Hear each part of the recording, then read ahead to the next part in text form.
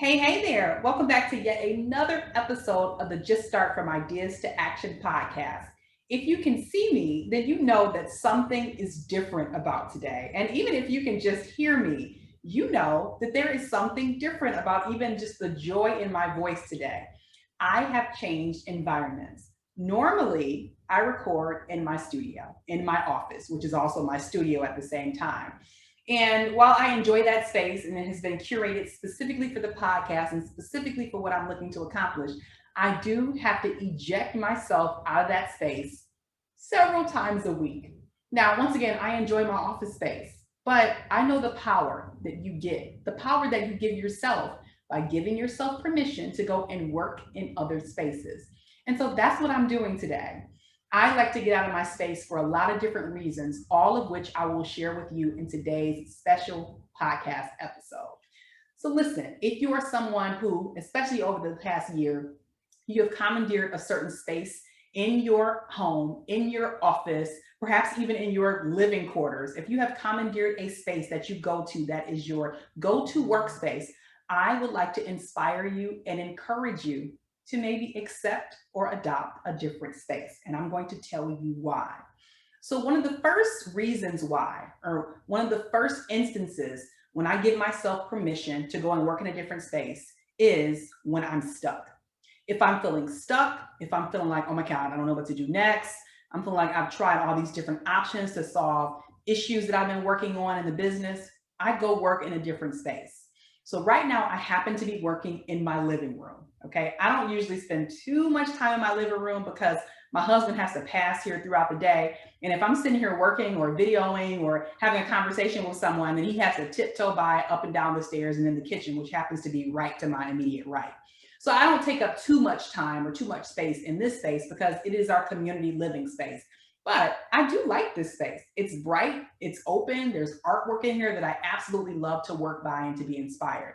So you might consider working in a new space if you find yourself to be stuck, especially if you're someone who's starting something new, which I know many of you are, and you're trying to figure out, like, how do I get this thing going? Or how do I get from step A to step B? Or how do I get from step negative 16 just to step zero on the scale? I want to encourage you to work in a different space. Okay. The second thing I want you to keep in mind as it relates to adopting different space when you're working is that if you are craving something new, you're just craving something that's fresh, a new perspective, I also encourage you to embrace a new space in your home. Now, listen, let's just be real for a second. Every single one of us doesn't have an office space. Every single one of us doesn't have the space to always escape our spouse or our kids or our parents or whoever it is that we're living with.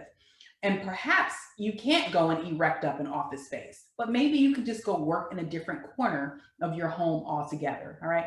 For me, it's not uncommon for me to go spend a little bit of time in my closet. And I have some posts on social, Instagram at Magical Jacks. If you want to see, like, I've spent some time in my closet before. Number one, because I like the closet. But number two is because it's an unexpected place and I can get a new, fresh perspective. So if in fact you are craving something new, right, outside of where you regularly work at each and every day, perhaps you would just want to just go work in another corner of your home.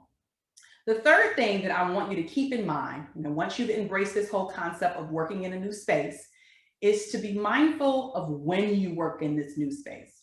So I have a lot of video calls throughout the day. I have coaching clients. I have conversations around upcoming leadership and modern etiquette training. I'm telling other people how to start things. I'm teaching public speaking courses. I'm doing a lot of things, but I'm very careful to not come and set up shop in some random part of my house, all willy-willy, because I haven't tested the situation, right? So for example, we still have a house phone. I don't know why we have a house phone. It must be because of some alarm related issues, right? And while I've unplugged the house phone in my office and I know it won't go off there, I have no clue if the house phone that's actually sitting right here to my right, I hope it doesn't ring when I'm sitting here recording. I have no idea if that's going to go off at any given time and mess up my whole situation, gets me off track, makes me unfocused.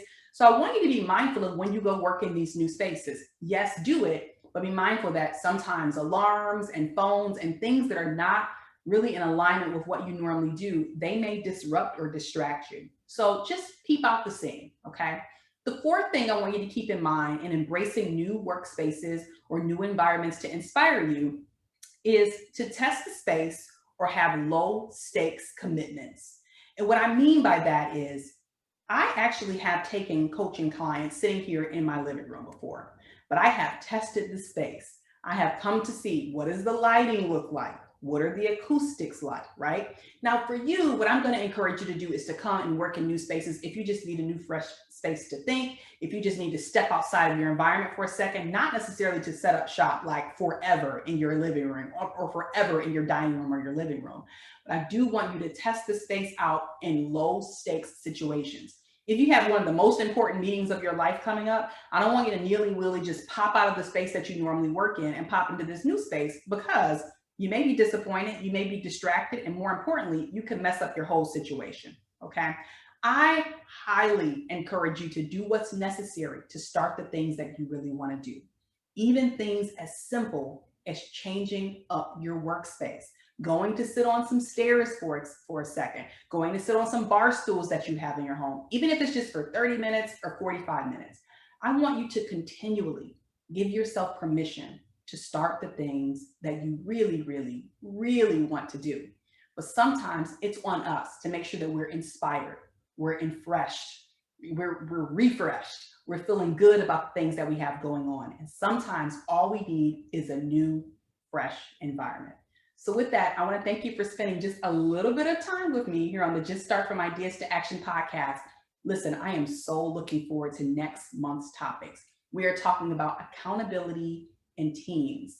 What do people do when they need to start a new team, grow a new team? And more importantly, how are they holding themselves accountable and their teams accountable? I'm also excited because KPMG Spark is the corporate sponsor for our entire month of May. And if you know that you need bookkeeping, accounting, and tax support, and you've been dragging your feet on it, you can get a head start before next month. Head over to jacquelinembaker.com/KPMG Spark. And of course, there are show notes to support you as well. So with that, I look forward to seeing you again soon. I hope that wherever you're at in the world, that you're safe, you're healthy, and you're well, and that you're giving yourself permission to start the things that you want to do.